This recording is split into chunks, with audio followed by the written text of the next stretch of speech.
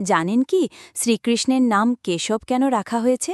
বৃন্দাবনের সেই সময়ে গোপালদের জীবনে যেন প্রতিদিনই এক নতুন অলৌকিক লীলা ঘটত। একদিন কংস তার দূত কেশী নামে এক ভয়ঙ্কর অসুরকে পাঠাল শ্রীকৃষ্ণকে বধ করতে।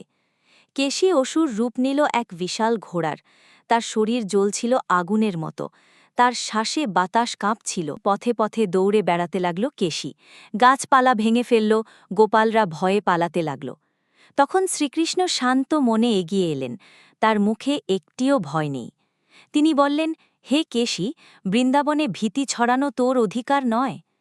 কেশী ক্রুদ্ধ হয়ে কৃষ্ণকে তার খুঁড়ে পিষে মারতে উদ্যত হল, কিন্তু কৃষ্ণ বজ্রের মতো ঝাঁপিয়ে পড়ে তার হাত দিয়ে কেশীর মুখ চেপে ধরলেন। মুহূর্তের মধ্যে সেই দেবশক্তি ঘোড়ার দেহে প্রবেশ করল। কেশী গর্জে উঠল, তার চোখ লাল হয়ে উঠল, কিন্তু কৃষ্ণ তার হাত মুখের ভিতর প্রবেশ করিয়ে দিলেন।